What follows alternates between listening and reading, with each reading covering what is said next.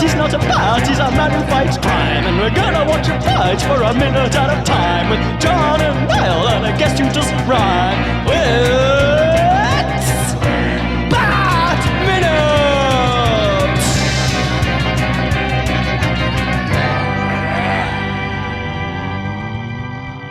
Hello, and welcome once again to Bat Minute Forever, the podcast where it's time to get real about every minute of Batman Forever, 1 minute at a time. I am one of the hosts, Niall McGowan. And I ain't afraid of the big black bat. It is I, your other host, John Parker. That's some questions about that quote, but we'll get to that when we get to that, of course. But great minute. I'm excited to talk about this minute, actually. But to talk about this exceptionally good minute, we have exceptionally good guests. We have all the way from the Fifth Element and the Unlimited Lives podcast, the infamous podcaster, Crystal Beth. Finally! Yay! I'm here! I haven't recorded with people in so long. I'm so happy. Hey. Welcome back. We missed you. And I missed you guys. And I'm flattered that you gave me this minute. And you're joined by, all the way over from Kingston Falls, from the Mogwai Minute, it is one Neil Brown. I am here as well. Hello. Thank you for having me. I'm also delighted to talk to people, because it doesn't happen very often these days. Yes. Thank and you. Especially about this movie, Oh my because it's your God. favourite film of all time. That is not true. I'm detecting a tone here, Neil, and Just you wait, Niall. today we're here to specifically talk about minute 108 of Batman Forever, which is a minute that begins with Batman bursting onto the scene, and it ends 1 minute later with the pelvic thrust that really drives you insane. As I was saying there at the beginning, I know I've said in previous minutes, I know for certain that my favorite minute of this movie is the second minute when it has the little symbol and the forever and stuff. And I think I was saying Nygma sitting on his throne with the stuff going into his head way, way, way back. Might have been my second favorite minute. In retrospect, this may be my second favorite minute of the whole movie. Because I love everything about this minute. Everything. I love the set. I love the music. I love the outfits. I love the dialogue. I'm here for everything for this minute. Now, I'm on your team with that. Yep. Neil, I think you're outnumbered because no. I think it's a great minute too. It's not one of those recordings, is it? Where everyone loves it except me. We've been here. I've been here before. The last time Neil was on, he was just was on talking about the Joker movie. And I remember you saying then, it's nice to finally talk about something I like. Yes. Oh, God. That was possibly the last time that happened, Niall. Oh. Well, you can stay quiet if you don't have anything nice to say. Well, my mum did always used to say, if you don't have anything nice to say, don't say anything at all. It doesn't quite work with podcasting, but okay. Fine. We want everyone's opinion. Good, Of bad, course. in between, everything. Well, you might as well gauge, people's opinions then at the start. Krista, I don't know if you are in favor of the whole movie or just this minute in particular. Are you a Batman? Oh, I'm in favor of the whole movie. These movies came out when I was at that perfectly old, I was just old enough to start to understand silly humor. So this came out when so it's 97, right? 95. 95. Okay, so I was 10. That makes sense. So that's right when, you start to develop your sense of humor. And I remember thinking everything about this was so damn funny. And I had seen Tombstone and had a huge crush on Doc Holliday. So getting the old man Keaton out of the bat suit and Val Kilmer in, I was like, oh, yes. Well, he's less sweaty in this film than he is in Tombstone. But God, you know what? I still like that sweat. You like the sweat? Well, you like that salty. old? Well, it's not even healthy sweat either. It's nope, dying sweat. Fever the sweat. very man that's about to die sweat, and I was like, that's my kind of guy. Oh, that's the good stuff right there. I'm going to assume, Neil, you are the opposite end of the spectrum here. You are not in favor of this movie at all. you know what, thinking back, I mean, I love the first two, right? I mean, I'm on record on your podcast as loving the first two. And I was just about old enough to, well, I was like, 17. So I was old enough to have a very fond recollection of the other two, and then seeing this one and being old enough to not like it, and not just like be swept away. I don't mean that in a disrespectful way to you, Crystal. As a 10-year-old, you love this kind of Batman, colorful, all this kind of stuff. For me, it was a departure from, and it was too much of a departure from the stuff that I loved, the gritty kind of surreal and dark, and especially as we got kind of from Batman to Batman Returns, where it went like even darker. And then, so I guess the change up that we find here for a 16-year-old me was too much. Yeah. So I've never really been that fond of this one. I don't get me started on the next one, but this one, I mean, watching it, it's funny because I didn't like it when it came out, and then didn't watch it for a long time. But when I rewatched it, I don't know, like 5 or 6 years later, thought it was actually all right, and thought, you know what, maybe I gave that a bit of a hard time. And that was probably the last time I watched it. And so for the last, I don't know 10 years, 15 years, whatever, I've kind of had that viewpoint. Batman Forever was all right. People give it too much, of a hard time. And then I rewatched it yesterday. Oh, no, you were right the last time. It's fine. I just love anything where you get to see Tommy Lee Jones act silly. Oh, because he's always so seriously, and he's so silly. Particularly in this minute, actually. Like, this is... Yes. Oh, my God. I know one of my friends, Aiden Burns, he really, really loves this movie. And I remember Two-Face's little, like, and me. Like, he thought that was the funniest thing in the world. Because it's so stupid. Like, it's like, oh, this guy has two personalities, so he has to introduce himself twice. And flip around sideways. But that's just, it's right. like, this movie doesn't take itself seriously. Very clearly doesn't take itself seriously. And I liked that. I still like that. Yeah, the next movie's going to be the rough one. No. I mean, look, I think you're right. And it's, you have to look at it for what it is. And it doesn't take itself massively seriously. It is a bit of a cartoon of a movie. And hey, that's fine. I think for me, it was that disassociation from what was, the beloved Batman Returns, which is my favorite Batman movie, full stop. Same. So it was just too much for me. But and you know what? You're right. If you look at this with the right lens, it's a good, fun kind of comic book action movie, and that's fine. But to me, I mean, what my personal taste? My personal taste is not in that direction, and so for me, it's just too much. And when I say that, I mean everything is too much. So like the visuals, you don't like these the twirly sound, lights? The these rave lights going on right now? The lights, oh my goodness. I mean, how long did that take to get set up? I mean, can we talk about how much this... That's what I love about it, though. Like, because begin the minute at the beginning, we do have this thing, like, actually, I always just assumed Batman just, like, burst through the floor. Actually, and looking at it now, it seems as if, like, a little hatch opens for him, and then he kind of looks down at it like, oh, I looked out there, I guess. Yeah, because he's flying head first into the ceiling. Yeah. So is it now that the Riddler actually knew he was going to come through that specific little hole, and he's like, all right, there he is. Blunk, pushes a button. Maybe there was a bunch of little holes. Maybe like it looks like Swiss cheese when the lights are off, or all the lights are on. Right. Now this floor gets more baffling as the movie goes on. Like, they'll get to those minutes in like a couple of weeks time. It's like this whole movie gets more baffling as the movie goes on. I mean, you're not wrong. This is the new batch of Batman. Yeah. It's great for what it is, as you said, but it's also very different, and it's confusing and wacky. Oh. So, John, do you think it took... do you think that was a good thing or a bad thing, that it took that direction? I'm indifferent. I think it needed to change, because you've changed director, you've changed star. Right. There's no point aping Tim Burton. So you've got to do something new with it. Yeah. So I like that they clearly went, let's kind of revive the feeling people got from the 60s show, but modernize it for the 90s. And that, they've that's a done good that. take. Yeah.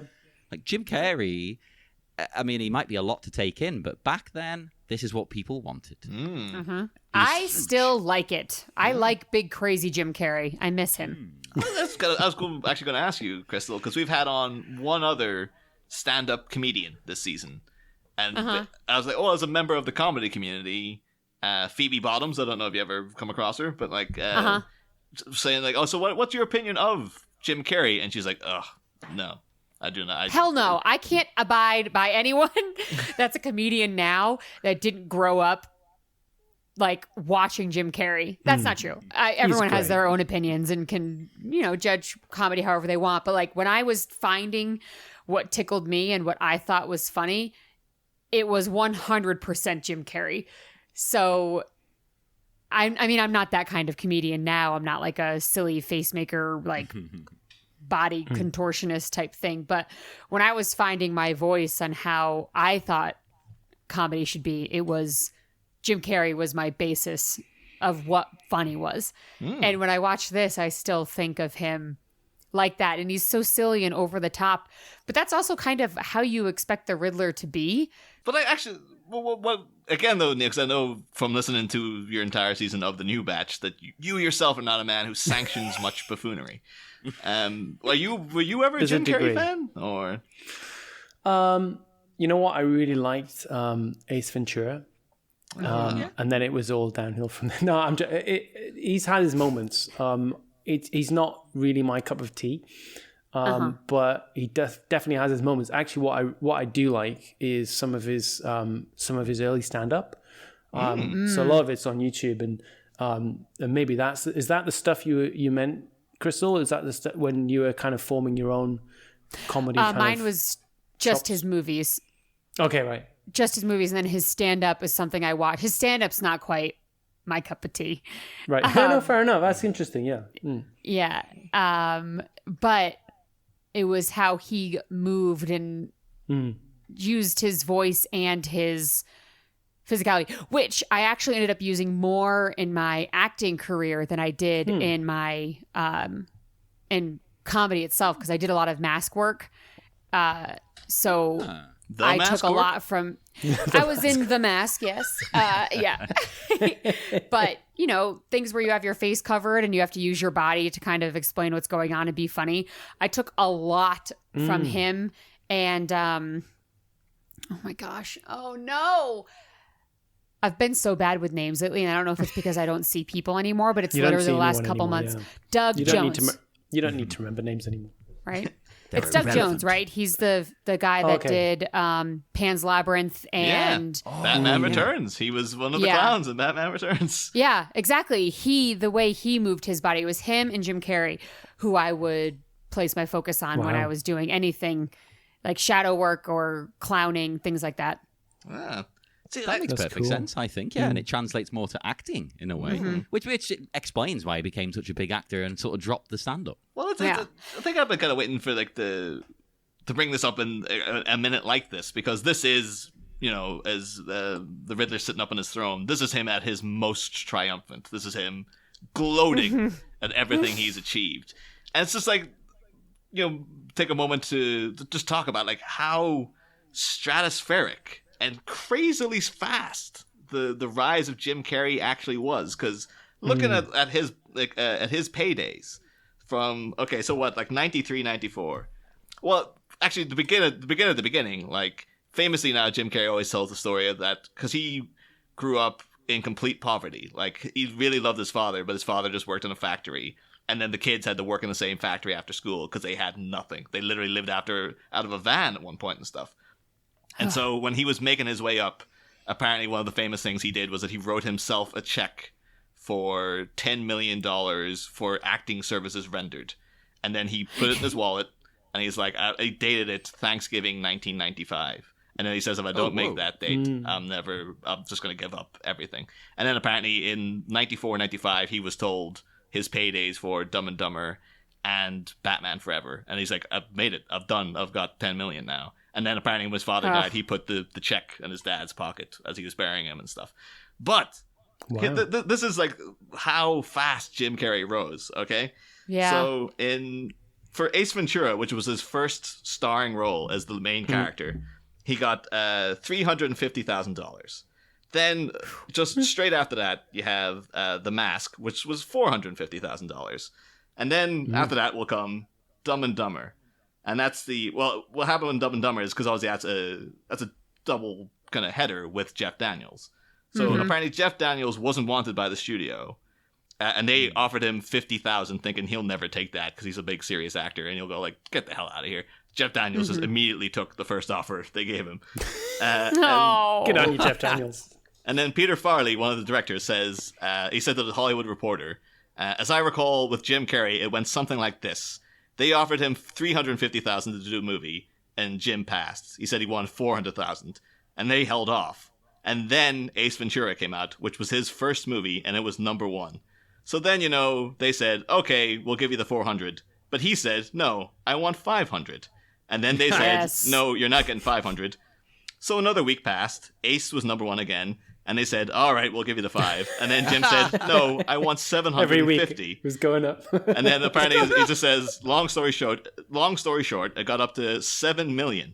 And that's what he got paid. The whole budget of the film was $16 million, and Jim got 7 of that, which was the most for any comedic actor ever. So at the time, anyway. And then, so after that comes Batman Forever. I can't find exactly what he got paid for this. I couldn't find that. No. Yeah, but the thing is then, afterwards, next year, this is all, that's 1994 and 95 together. That's how fast his paydays were going up. In 1996, he set like a world record for getting the biggest payday of any actor ever, where he was signed on for The Cable Guy, which was a movie that had a budget of $47 million, and $20 million of that went straight to Jim Carrey. So... What?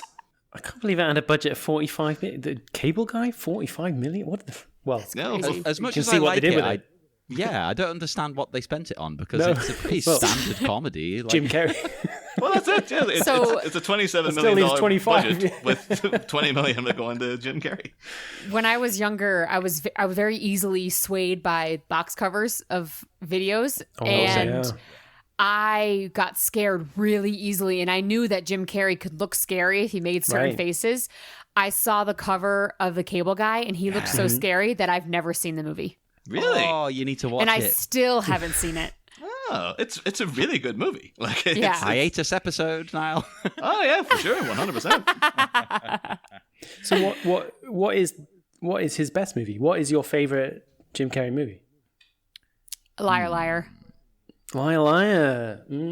I love Liar, Liar. I think it's the first time I remember seeing him and being like, oh, I kind of think he's a good actor because he, like, everything he was doing was so genuine, even though, of course, it's because he can't lie. But that, I just remember being like, oh, that's great. And then after that, it was a Truman Show. Truman Show's great. Truman Show's my one. I know it's not typical Jim Carrey most of the time, but Truman Show. He loses his mind very well. Who are you talking to? I love that. I like him when he just plays a regular guy, like a straight character, like not a crazy buffoon. Yeah, Eternal Sunshine. It's just like it's like the opposite of a Jim Carrey movie because he's letting all the sets and everything else do the work for him, while he's just like normal man in the middle of it. It's weird. Well, in that case, then, is the Truman Show the best of both worlds for you? Because you get a little bit of Jim Carrey silliness, but it quickly changes and becomes a different thing. I agree. It's a good mix. Again, contrary to that, my favorite is Ace Ventura because I think I just loved it when it came out, and I actually think it's quite a funny movie, and it's got kind of it's got an actual plot. There's that. I have a fear now though. You've been like Neil going like, "Oh, I've not seen it since it came out." It's like, don't watch it. Don't ever go back to it. I haven't watched it for a long time, and maybe that's a good thing. It might not hold up. I just watched it. Still good. Still good. I mean, it's very clearly the 90s, and especially in this political climate, there are things that happen in that movie where I'm like, that couldn't be made now. Yeah. But if you watch it, just shut off your brain to how things should be and how things should have probably been back then too, it's still pretty good. And the other one I quite like is Bruce Almighty. Quite like that movie. Yeah. I always forget about that That's a good one too. Yeah, it's all right. It's quite a nice movie. Apparently, Jim Carrey's biggest payday was for Yes Man, though. Apparently, he made Wow. He made 32. He apparently got I think he took a small salary, and then he did an old Jack Nicholson thing where he's like, "I'll take a bit of the profits," and he ended up getting 32 million out of it or something. Oof. But wow.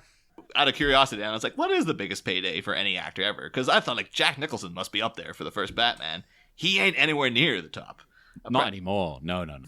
This makes it seem because everyone's like, what a nice man he normally is. But it's maybe he's a cold, hard businessman at heart. Because apparently the highest payday for any actor ever is Keanu Reeves for the Matrix sequels. Because he took a percentage of the profits and he made $250 million for doing those 2 Matrix movies. So no wonder he's so nice. He's just I don't I have all the money. Yeah. I would like to chalk that up to having a really good agent. Because your agent and your manager, those are the people that kind of put things together for you. And the agent was probably like, I can get you way effing more money, therefore get myself more money. And Keanu Reeves was like, yeah, man, whatever. I'm going to go ride my motorcycle home now. Yeah, I couldn't see him caring. It's do what you need to do. Yeah. Yeah. You know what? I'd like to see those stats without the percentage takes, because that's all kind of it could be good, it could not be good. I'd like to see just the cold hard upfront cash that you got paid. I'm not too sure. Too sure who would be the person, because even then, people still talk about the Jack Nicholson playing the Joker, but that was $6 million up front, and then a percentage, that's what made him the fortune. So it's but then if you say he was only paid $6 million up front for the Joker, it's well, that's nothing really. That's nothing to Jack Nicholson, but. But he took a chance, didn't he? Because it could have tanked. I mean, yeah. He might have got nothing. We see the Riddler here in the center of the room, and his chair spins around as if he's some kind of Sith Lord. Oh, this is... Nice. And again, too, I know, Neil, you're saying, you didn't get swept up in all the hype of this when it was coming out, but again, we're talking in the green room, Crystal was saying, classic line when he comes out with. And for me in particular, because I've been hyping up this whole season, the U2 video for Hold Me, Thrill Me, Kiss Me, Kill Me, which kind of sums up the summer of Batman Forever. That opened with the guitar riff kicking in, the giant bat flying towards the screen, and then just hearing riddle me this, riddle me that. Riddle me that. Who's afraid of the big black bats? So this to me is this is fantastic. I absolutely love. I love this. I love the throne. I love the stupid outfit. I really love his hair. I think that's a hairdo I would love to achieve. Did you just say that Gozer looks stupid, Niall? The thing is, too, it's full Gozer, right? I've been pissy about his mask the whole movie, too. I really love this mask. If he had this the whole damn film, maybe not a glittery version, but maybe a purple and green subdued version. This is way worse than the other mask. What are you talking about? I love this version of it. I think this is a great mask. I like funny. it, too. It's amusing, but it's not practical. I think it's to show how absolutely insane he's gone. Look at him. Yes. Doesn't matter to me. He's come along. He's got his little Robert De Niro mole with the question mark dot at the bottom. It's fantastic. It's hard to take your eyes off of when he's talking, that little mole. How's my I love this, though. I think it fits his character. As I say, he's been getting more and more sort of big-headed and quirky as things have gone on. Yes. His mind has got so full of information, he's losing it. And this is the culmination of his ego trip. Well, this should really be the scene where you come in and I've been saying earlier on, it's he should be transforming the whole movie into something weirder looking because his brain's getting bigger. This should be him at in Howard the Duck when Jeffrey Jones is just he can barely, or even Men in Black when the bug can barely be inside Vincent D'Onofrio anymore. Yeah, he should be the friggin' the MTV the head. He should just have this giant pulsating head where it's this guy is gonna have an aneurysm any goddamn second, but he just can't stop himself and stuff. To be honest, I would go full dark on it. I'd have bits of brain oozing out of his ears. Jeez Louise. Although, here's the weirdest thing. I guess it's actually appropriate that you were here, Neil, because there's a bit that they added in the novelization, and I don't know if this was in any draft of the script. Because Peter David, the guy who wrote the novelization, he's been up for taking silly things out. But the novelization has this as Batman enters the room. It says, Batman quickly saw that the Riddler was substantially different from when he had last seen him. Whatever he had been doing to his brain had apparently spread to his body. Immense muscles bulged like a steroid-pumped bodybuilder's. Wow. Batman moved slowly through the Riddler's control room, staring in bleak despair at what the poor, demented creature had done to himself. For his part, the Riddler grinned down at him. He indicated his overly muscular body, and in a thick Austrian accent said, "Hasta la vista, baby. It's me, Arnold SchwarzeNygma." Oh my god! It does not say that. It does not say that. You're making it up.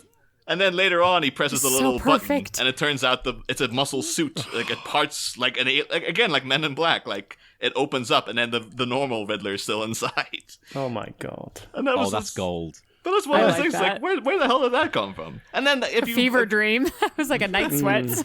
If you play that awful like SNES and Sega Mega Drive 2 Batman Forever game, the final fight is with a giant muscular version of the Riddler. So I don't know if it was on the cards at some point. And then so they just stepped in and went like, you know what? Him and the Dame Edna cosplay, I think that's enough. I don't think you need to have him in the freaking giant muscle suit too. Although again, knowing how big a deal Jim Carrey is becoming at this moment and knowing that Tommy Lee Jones hates him, it is kind of weird now seeing like, because Tommy Lee Jones, he's already got his Oscar and whatnot. His career is like, it's not going to transcend any higher, but Jim Carrey's is getting bigger and bigger. So it's just weird then seeing like the Riddler resplendent in his silver outfit, and then Two-Face is showing up in the same old gear. Just like, yeah, I'm here too. Guess what? Yeah, and me, you know. Well, that's what makes me laugh. The way he pops up and goes, "And me." It's like a cartoon, isn't it? Like the sidekick going, "Hey, me too, boss." Yeah, and also, the movie kind of forgot about him for a while as well. Oh yeah. He is wasted because this is the time of like. Again, you know, we spent so much time this season going over about like what they could have done to make Batman Forever better, but like considering that Batman and Harvey Dent are supposed to have a prior relationship, and that Harvey Dent is now present during the finale of this whole thing, and that you think there could be some kind of appeal to that side of his personality. You think Bruce would be going like, Harvey, are you going to just stand by and let this this happen? And the fact then that like in the previous scene, Batman's teachings to Robin had made him spare Two-Face's life. Maybe that side of Harvey's personality then kicks up. It's like, maybe I could redeem myself. Maybe I could be a better person. And then maybe he tries to take the Riddler out himself, and the Riddler ends up killing Two-Face in the middle of this whole thing. You could have like a Return of the Jedi moment where it's like the Riddler's doing crazy stuff, and Two-Face tries to intervene, and that's the end of his story arc. He attempted to redeem himself at the end, but he couldn't.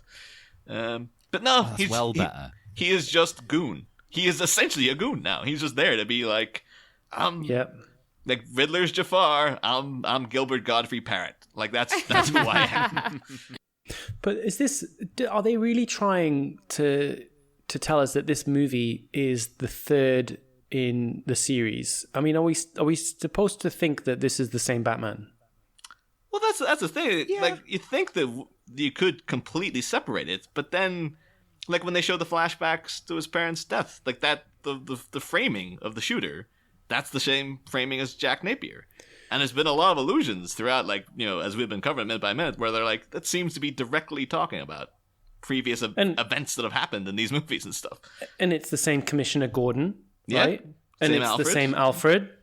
I also think that there's a suspension of, disbelief where clearly it's not the same actor. They're very different. They have different mannerisms, different cadences, different like parts of their life they seem to relate to more than other ones. But you do know that it's the same Batman without it being the same Batman. I'm glad they change it up all the time. I mean, the Dark Knight was good for having the same Batman through that. But I mean, through all of these, never once did I question that wasn't the same Batman. But why not just reboot it? Why not just start fresh with a different Commissioner Gordon and a different Alfred? Because the reason I ask this is because obviously they've got a Harvey Dent in the other ones, and they've got a new Harvey Dent in this one.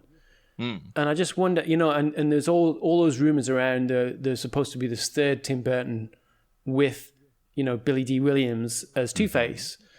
And they chose to not do that, and they chose to give it to Schumacher. Yet they didn't say to Schumacher, right, all yours, do what you want, start from fresh. They said to Schumacher, take this thing, do some new stuff. Here's a new Batman, recast this, recast that, here's new villains. But here's some of the stuff from the last one that we need you to have. That's what I don't understand. I wonder if it's just, and no offense to him, but if it was a bit of laziness on Joel Schumacher's part, because it could have been that he had like carte blanche. And he's like, yeah, but Commissioner Gordon and Alfred aren't really flashy parts. So just let the two old guys keep doing it, I get confused here as well, right? Because is it just me? Am I crazy? Have we been doing this so long I've forgotten? Because Batman says, now you've devised a way to read men's minds. Have they? Like, wouldn't that be an interesting plot point that doesn't seem to have been approached? That women's minds can't be read? Good point. Notoriously difficult. That was the sequel. Like the script, the original script for What Women Want was a sequel to Batman Forever. John, what do you mean? Because that's the plot. That's kind of the plot, right? But he's not reading minds. Yeah, they do, because they read Bruce Wayne's mind, and that's how they find out he's Batman, right? Mm-hmm. Well, this is the thing. Nothing's explained. But you're not wrong, because that's the side effect. That's what I understood. So he's developed this 3D TV thing, and I'm not sure he really knew that was going to happen. That it was like a two-way thing, or that the side effect was that this thing would go out into the ether, and that was people's thoughts. But then when there's a scene where you see the Riddler and Two-Face kind of jostling with each other, sticking the thing on their own foreheads and saying, no, it's my turn, give me some more. And it's like a drug. And that was my assumption, that they were then developing all of that, or it's absorbing all of that knowledge. Yeah. That's the only thing we can infer. Right. Oh, but right. Shouldn't you have scenes that really establish, they're reading minds? Because they're not in the film. You don't need that. That's, again, another thing I love about... Well, people know me, know I love a good egomaniacal villain.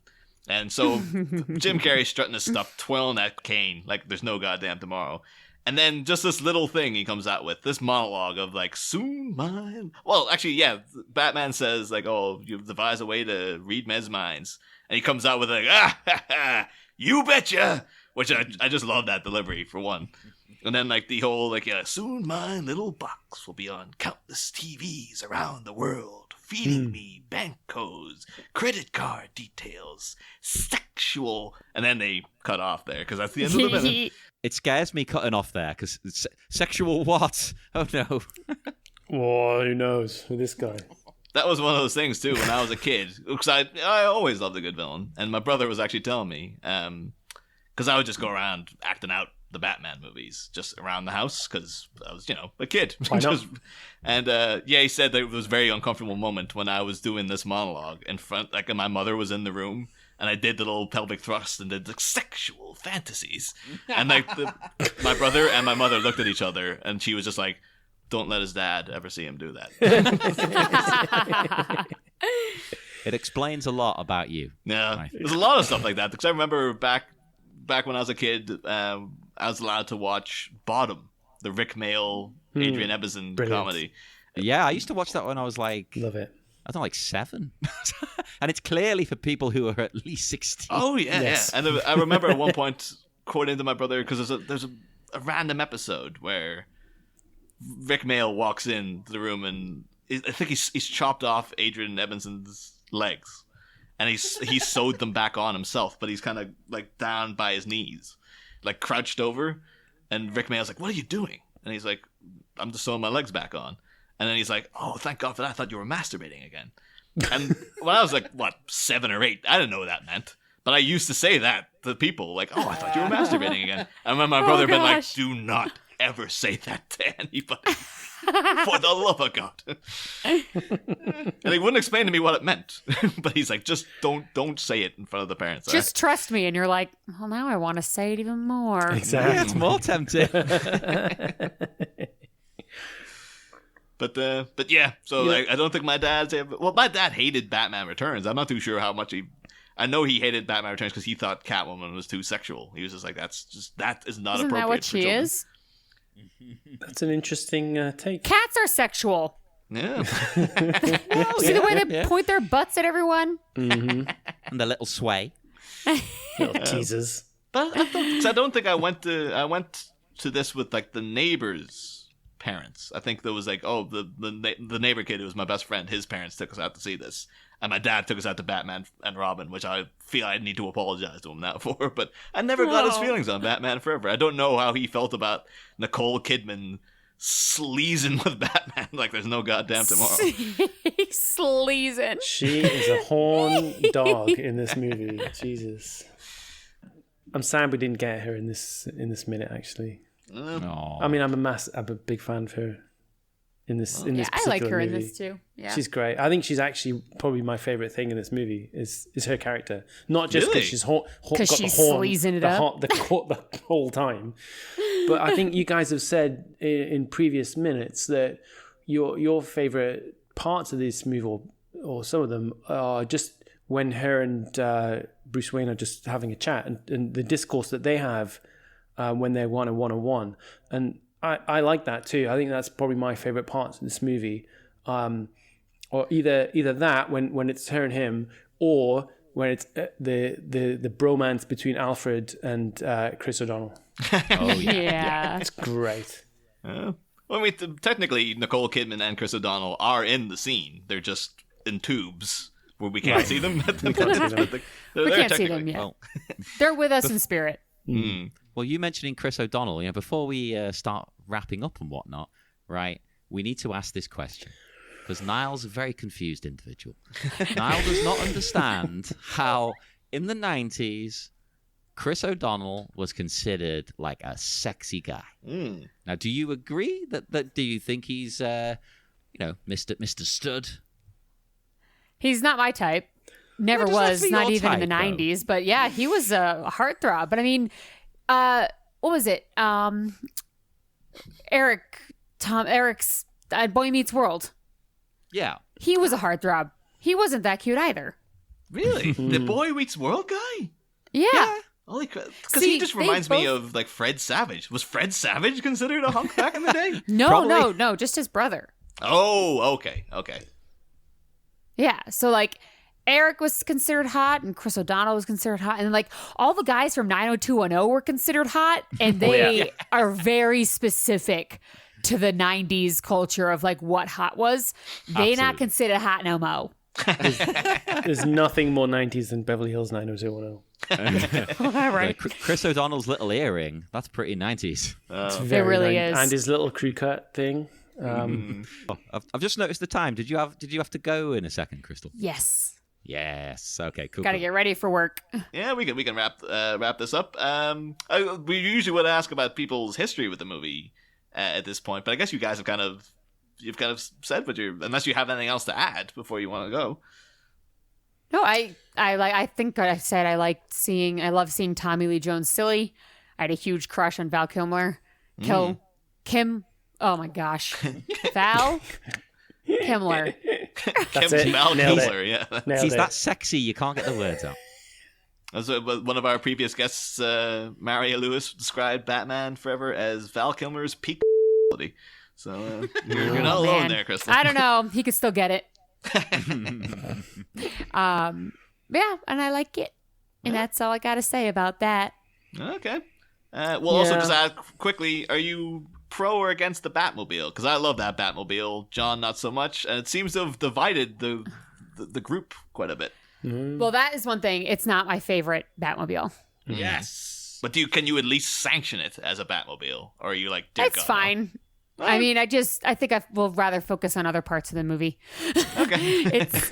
Well, that's the thing. I that's don't hate it either. Niall's probably given the wrong impression. I think it's okay. Yeah, it does its job. with you, It John. does what it's supposed It's to do. okay. But it's the thing that puts me off is when there's one scene where Robin steals it, right, and he goes out down the street and he bumps around a bit, and those two flappy things on the top really flap a lot.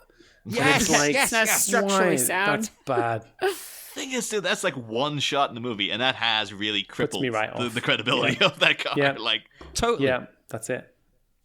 But Neil, have you anything else you want to add about Batman Forever? I'm going to assume like you've come around to it since we've started talking about it. Of course. Not really. No, but I was watching it last night with Jackie, my girlfriend, and she had a couple of good comments when that opening scene, the very opening scene when in the credits when you're just getting tooled up, Batman, and her comment was, "Ooh, his dick." I was like, wait, what? There's just one shot at the front there. And then you might have to bleep that now, sorry. And then there's another scene where both Bruce and Edward Nygma have these clear frame glasses. And I recently got a pair of those. I didn't realize those were a thing in the 90s, but there is one scene when they're both wearing the clear frame glasses. So I was like, all right, cool. Nice. So subliminally, you've always liked this movie, and you got those clear room glasses because you love it. And That's what it is. And the D. That is exactly right. Don't we all? But yeah, I'm happy to wrap up if you guys are. We will head off into the dark, dark night. Would our lovely guests like to tell people where they can be found online? If they want to, you might not want to be found. Crystal, you can go first. You can find me on social media at the Crystal Beth, and my podcast, The Fifth Element, and Keep Calm and Game On are both available on the interwebs. Check them out if you're bored, and who isn't right now? You'd think it would lead to a lot of people listening to podcasts, but as we've discovered, there's been no change. You haven't had a bump? I've seen a lot of people say, like, because less commute time. So it actually hits, fewer people listen to the podcast. Wow. And Neil? Thank you, John. I host or co-host a podcast that is now all wrapped up called the Mogwai Minute, where my good friend and friend of this show, George Hendricks, host a show about the movie Gremlins and its sequel, Gremlins 2, the new batch, 1 minute at a time. Similar kind of thing to this, but different. We need you back in the game. You need a new show. Yeah, I love one of the best of the movies by minutes shows. Why? Thank you. Thank you. Well, I'm a massive fan of this show, and it's been a delight. Thank you for having me, and it's also been even greater pleasure to be on with the one and only Crystal Beth, who I love. That's how I feel about you, Neil. Oh, I missed you, Crystal. I missed you. I was excited to see your name on the email too. I was like, yay, hooray. Yes, and me too. I was like, yes, Crystal. Bat Minute, bringing people together, as always. I love bringing people together. Everything's connected.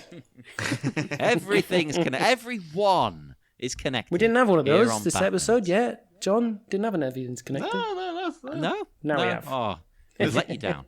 This will be Batman's new campaign. Like, once people are allowed to hold hands again, we should do like a Hands Across America thing. But it's everything's connected. All the guests. Hell yes. So everybody start planning for that. And come and speak to us in the meantime on Facebook at the Bat Minute Listeners Cave, Twitter at Bat Minute, Instagram is the Bat Minute, and most importantly, come to our Patreon. Give us a little bit of money, next to nothing, and you get loads of lovely, wonderful bonus materials. I say materials, they're episodes. just more. They're going to send you material in the post. I'll send cloth and leathers, fabrics of any kind. Like the Zodiac killer here. Like, I've sent a swath of the guy's shirt I killed. Oh God! I will send the finest silks from lands afar. And spices, the likes of which you have never tasted. Sugars as well. Sugars, all these things. Sugars, spices, sugars and spices, and everything's sugar and nices. Oh. And on that bombshell, we will depart, and we will see you again next time for more Bat Minute Forever. Woo.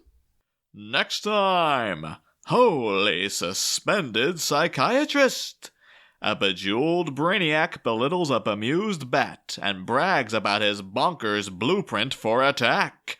But as the wheel of fortune is seemingly spun against the city's chevalier within the cavernous confines of an echoey lair, which curtain-cloaked psychologist will soon be laid bare as she's suddenly revealed within a sinister snare. Find out next week. Same Bat Pod, different Bat Minute. Ba-da-da, ba-da-da-da-da-da-da-da-da-da.